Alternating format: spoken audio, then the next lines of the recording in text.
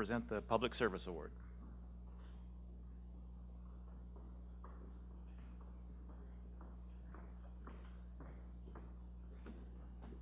Kim Wilson and Flint Murfitt, who's actually going to present first, and then I will talk. We were co-counsel for the recipients of the award tonight, so we thought that it would be best for us both to take a little moment. Working in the bank servicer misconduct area has very little highlights and fine things to it. And so introducing Rick and Patty Freeland were a couple of the highlights for me. Once we got into this particular case that has been settled now, I remember reviewing the facts of the situation, and everybody wants to save their home if they've had some trouble. But all of a sudden, one day, it all came very clear to me that these people had an extraordinary reason to save their particular home. And then that's the fact that they help victims of human trafficking. And when they walked in our door, their goal was to make it so that they could move the people out that were there by springtime. And I distinctly remember, before I turn it over to Kim, the main thing that brought them in the door to us was a little piece of paper that was called Notice to Quit. I'll never forget it. And they didn't, and we didn't. Thanks, Flint.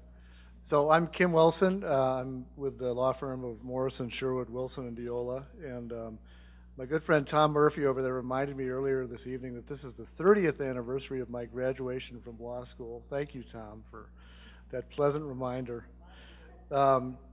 So starting in about late 2010, 2011, my firm, John Heenan in Billings, and Flint, the Montana Legal Services, began to get dozens, if not hundreds, of calls from distressed Montana homeowners who were trying to work their way through mortgage loan modifications necessitated by the downturn during the Great Recession in 2008, 2009. Their stories were eerily alike, and Rick and Patty Freeland were two such consumers. They found their way to legal services, as Flint said, and then the legal services ultimately brought us in. The Freelands, like many borrowers, contacted their bank, which in this case was Bank of America, you've probably heard of it, to get assistance in getting an affordable loan modification through the relief programs that were provided for by the government through the TARP program that was passed, I think, in late 2008, early 2009. So the program was intended to help homeowners who were distressed, and the banks received billions of dollars to help them. And the story that we've learned over the last 5 years is that didn't really happen. Flint's told you a little bit about them coming in the door. Their story contains a lot of the common elements that we heard in lots of stories. I mean, literally dozens of people came in with the same kinds of stories. The first and most egregious thing that the bank told them was, you have to skip a payment in order to qualify for a loan modification. So go into a default. The second thing is borrowers were routinely told to resubmit paperwork that they'd already submitted. So in many cases, they had to submit paperwork 3, 4, or 5 times. I think the Freelands may have done it a dozen times over 2 years. And either the bank would say, you know, the paperwork's gotten stale, or, you know, you didn't sign this document in the right place, so go back and start over again. And poor people are just sending reams of paper in and not getting any response. Typically, the borrowers, like the Freelands, would deal with dozens, and in a couple of cases, over 100 customer service representatives, different people each time, oftentimes in India, and get different stories every time they talk to someone.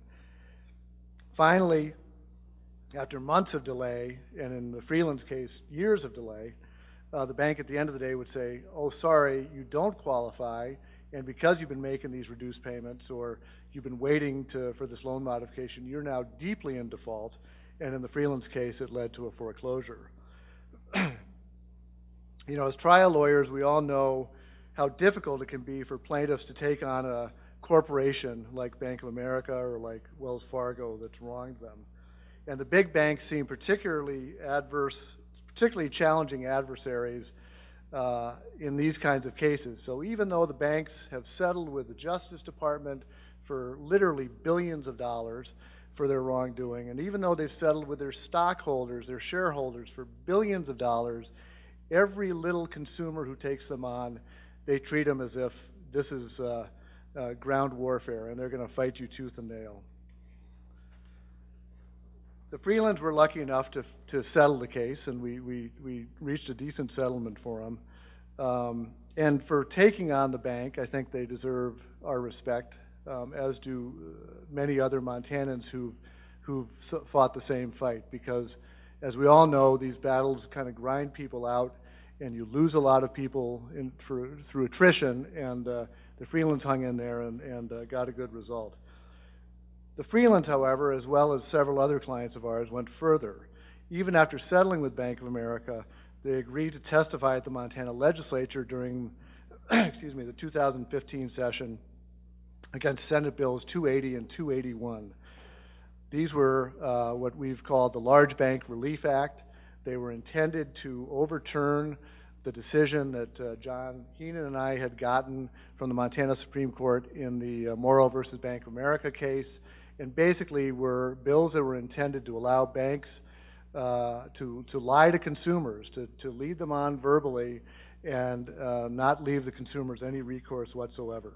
So in other words, in the Freeland scenario or the Morrow scenario, if the bank told them over the phone, you got to skip a payment in order to qualify for this, and the people did that, they'd have no recourse. The written contract controls. You shouldn't have paid attention to the stuff our people were telling you over the phone because you got this written contract. You should have followed the written contract. Senate Bill 280 and 281 were intended to nullify the Morrow decision.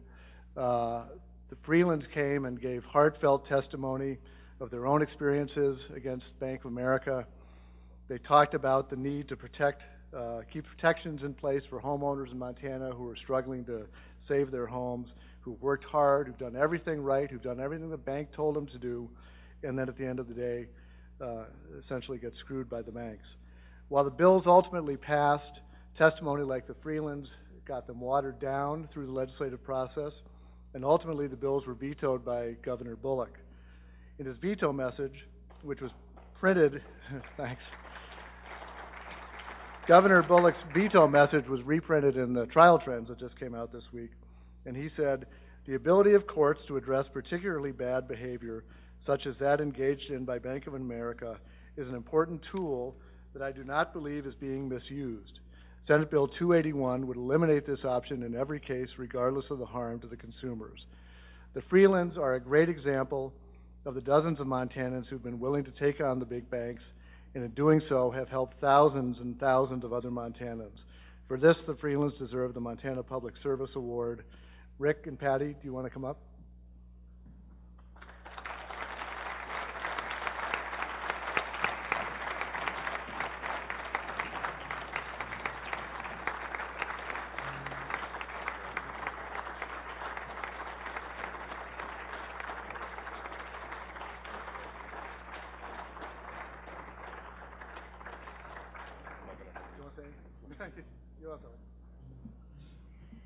Well, you can imagine that this is a very humbling thing for us to receive.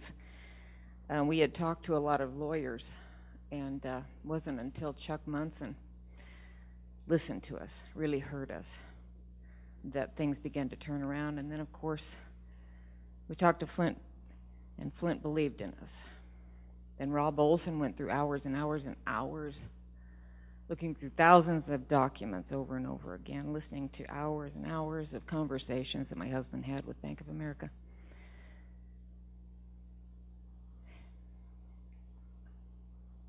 And truly, this was a David and Goliath situation. We had talked to several lawyers, and they said, we can't begin to touch Bank of America. They're too large. We'll just get buried. But these men kept at it, and I will always love them for it. They are definitely Davids. And, you know, if any of you work for Goliath, they're not afraid of you. And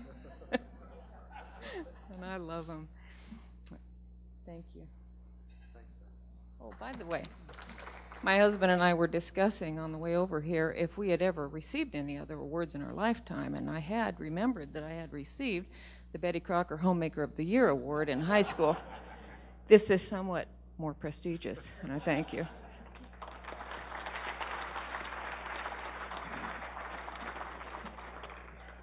This is really an honor and a privilege, and I want to say thank you so much for what you do. I never thought I'd be saying that to a room full of lawyers. But I got to tell you, we're all on the same page. What Patty and I do with our safe house is we weed out the bullies and we protect these girls, and that's what you guys do.